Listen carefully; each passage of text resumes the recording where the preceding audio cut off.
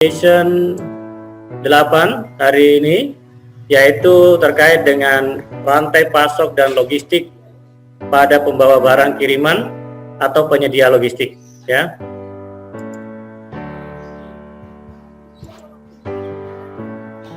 Subpokok bahasan kita adalah pertama, apa itu pembawa barang kiriman, yang dimana di sini dimaksud adalah freight forwarder, dan bagaimana manajemen freight forwarder ini. Ya, jadi freight forwarder itu kalau di bahasa Indonesia kan jadi pembawa barang kiriman, kayak kurir gitu, tapi kurir yang elit. Kemudian bagaimana freight forwarder ini mendukung kegiatan rantai pasok dan logistik. Kemudian pencharteran alat transportasi, kemudian dokumentasi dalam logistik, ini yang paling penting nanti, dan koordinasi atau peran dari intermediary. Intermediary itu yang menengahi, atau freight forwarder ini juga bisa sebagai intermediary. Ya, kita masuk ke pertama.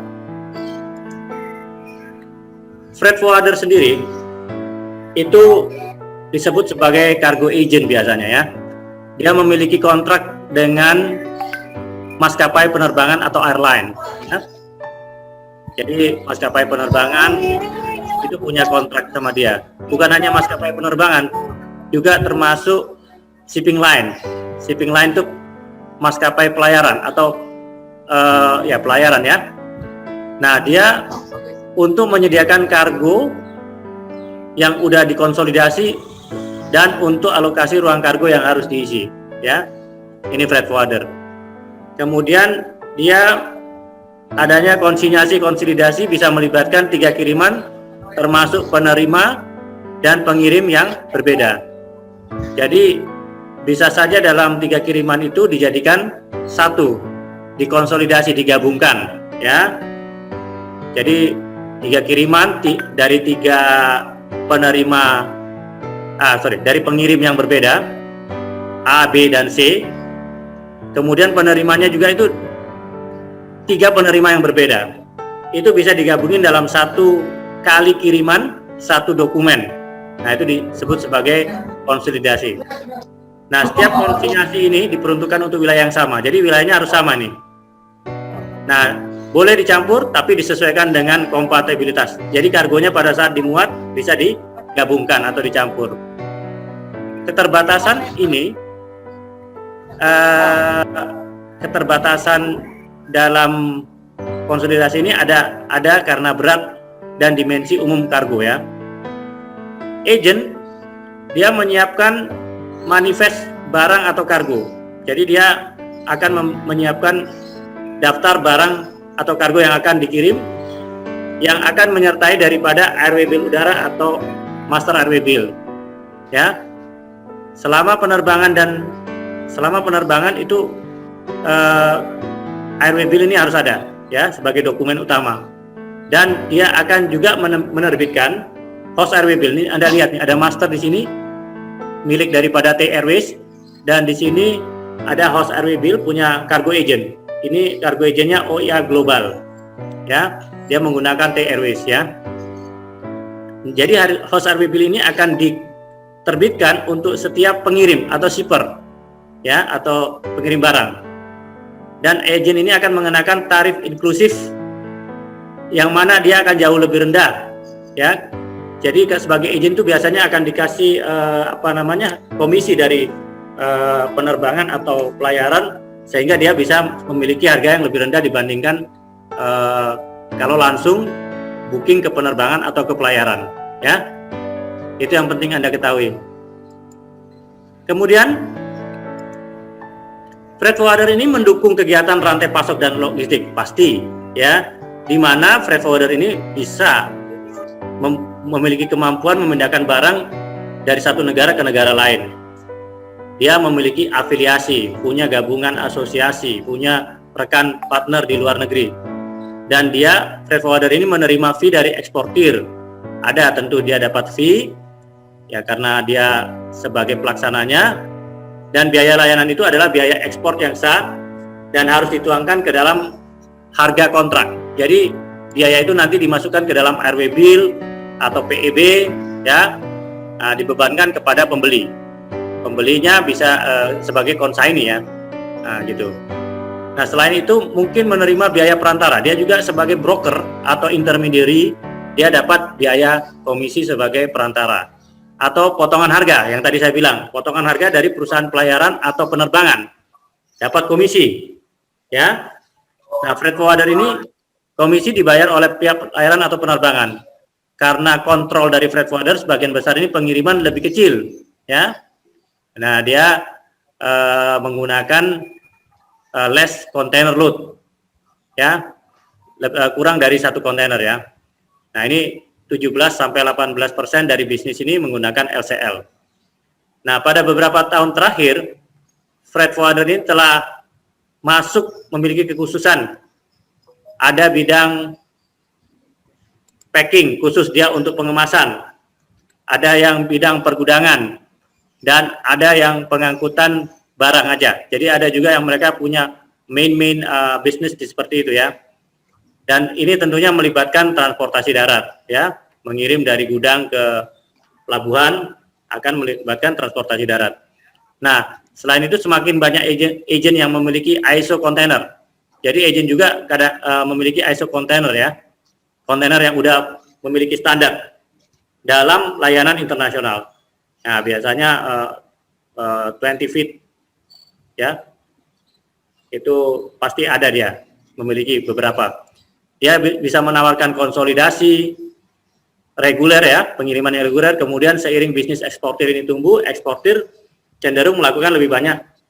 Jadi kadang-kadang eksportir juga bisa merangkap sebagai forwarder itu sendiri, karena makin banyak daripada dia bayar broker, dia sendiri yang akan ambil biayanya gitu ya. Nah, kemudian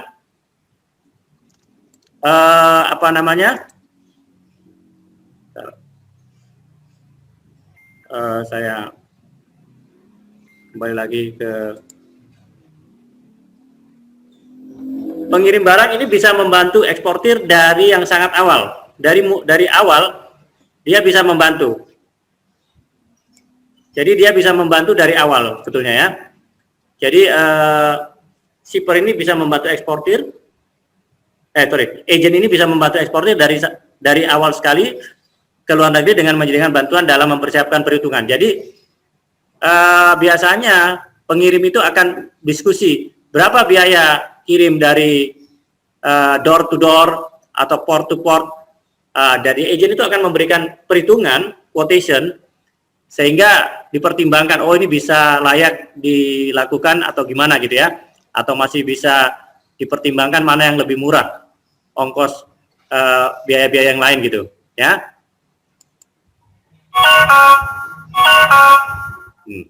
Kemudian pencharteran daripada alat transportasi itu untuk pengiriman curah atau bulk itu akan mencharter atau menyewa kapal. Ini secara gelondongan, bukan gelandangan ya, gelondongan itu maksudnya secara keseluruhan ya.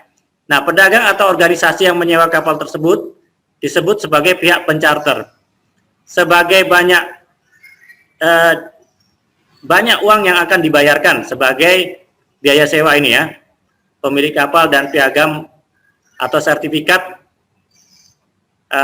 yang diperlukan oleh spesialis. Jadi dia memerlukan spesialis yang bersertifikasi ya, yang disebut sebagai ship broker agent dan pencharter masing-masing ya.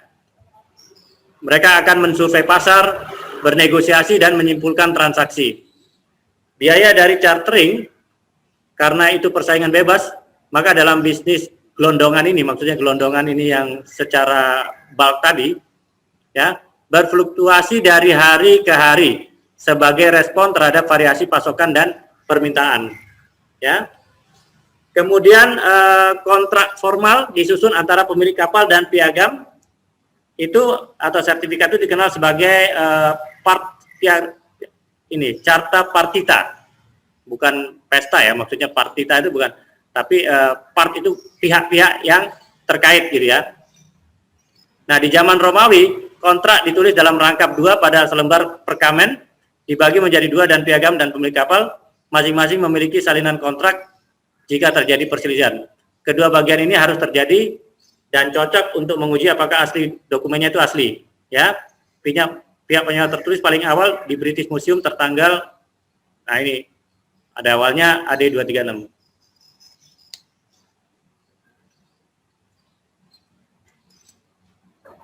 Kemudian dokumentasi dasar pemikiran dokumen adalah pertama kali dokumentasi ekspor itu dianggap paling banyak dan rumit, ya. Ekspor ini paling rumit pertama, ya. Jadi perlu ditekankan bahwa dokumentasi ini kegiatan penting sebagai kesimpulan dari pesanan ekspor dan pemenuhannya. Nah, mengapa dokumentasi dibutuhkan dalam bisnis ekspor? Karena hubungan bisnis antara eksportir dan importir yang beroperasi dari dua negara jika seorang melakukan bisnis dalam negeri, ya, itu adalah suatu praktek komersial yang mengikat pembeli dan penjual, ya. Begitu pula dengan kemungkinan adanya perselisihan bisnis, ya. Perselisihan bisnis bisa dikurangi dengan melakukan yang namanya kontrak dalam dokumen itu, ya. Kemudian praktek daripada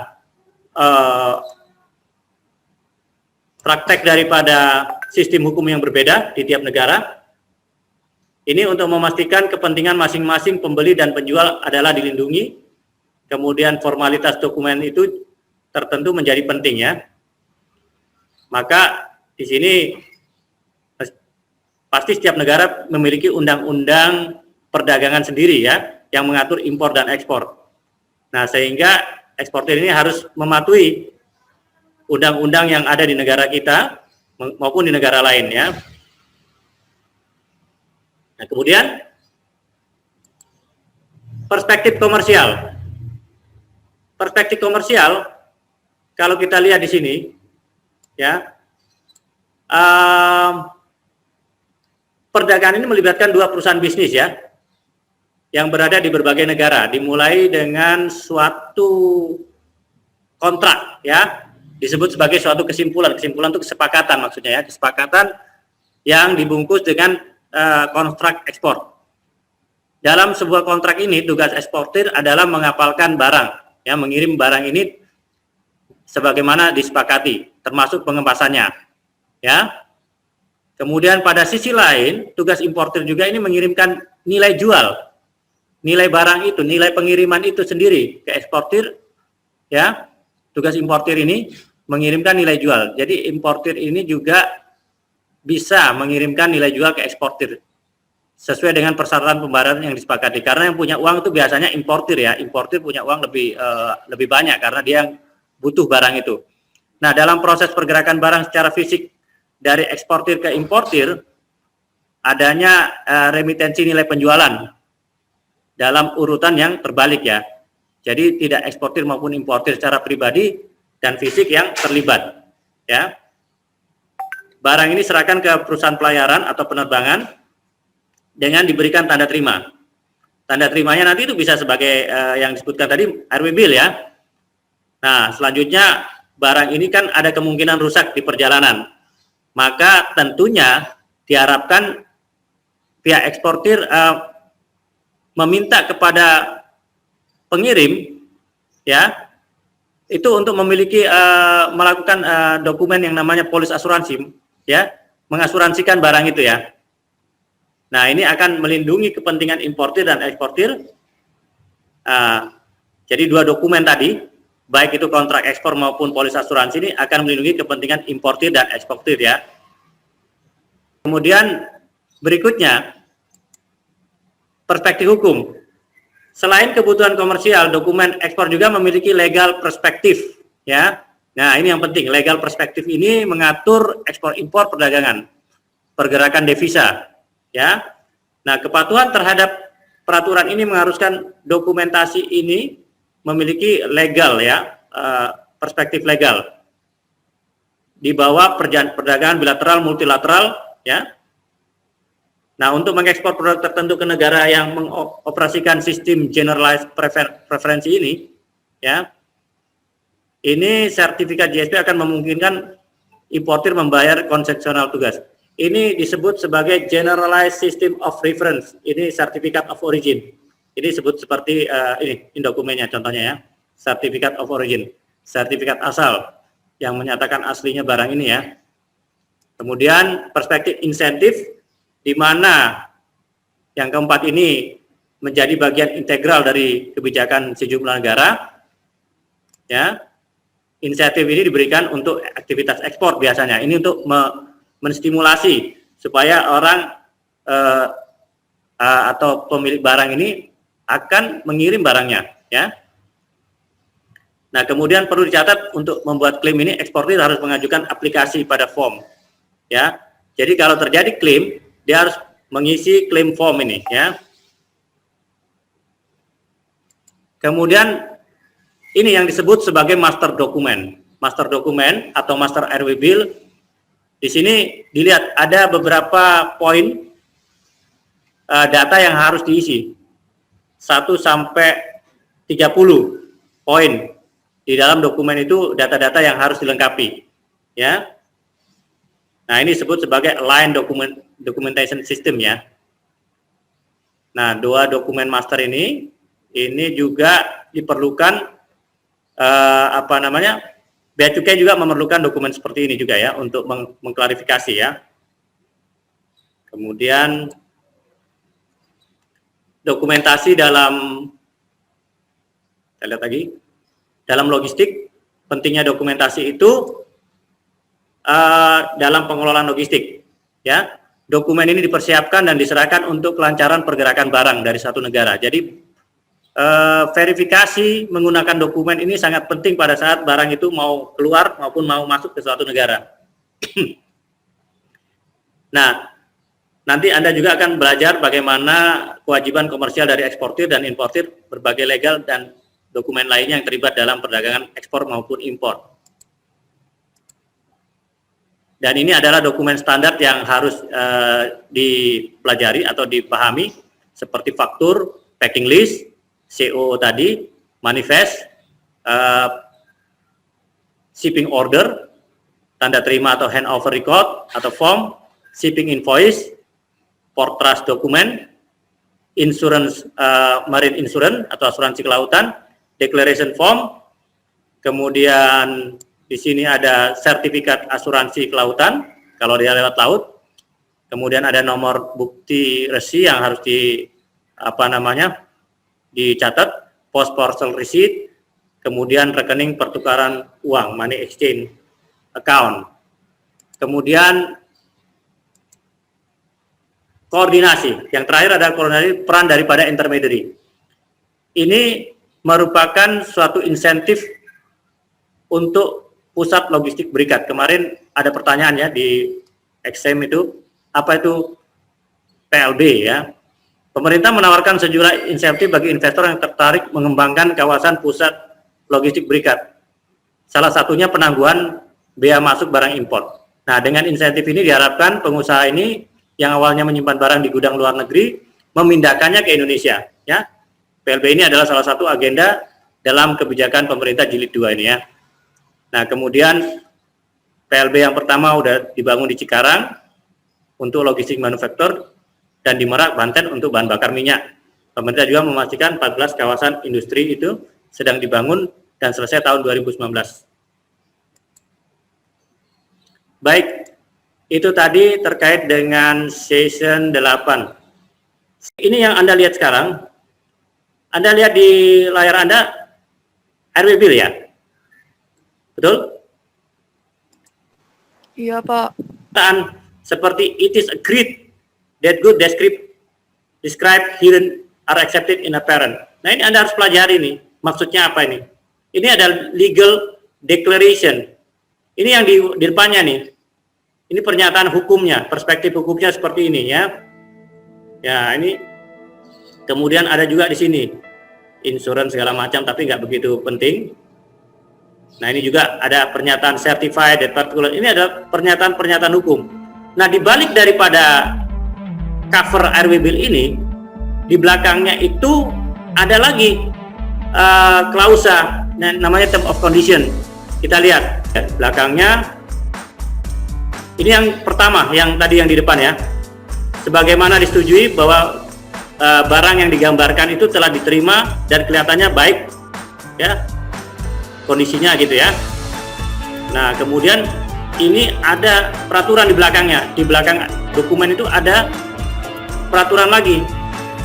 Jadi di belakangnya itu biasanya disebutkan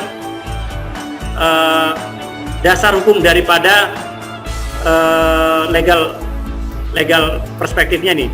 Misalnya menggunakan Montreal Convention atau Konvensi Warsawa, ya, Konvensi Montreal atau Konvensi Warsawa. Ini kalau IATA ya. Nah, kemudian ada pernyataan seperti ini, special drawing right. Apa itu special drawing right? Itu adalah hak untuk melakukan pengambilan haknya gitu ya, bila terjadi sesuatu klaim.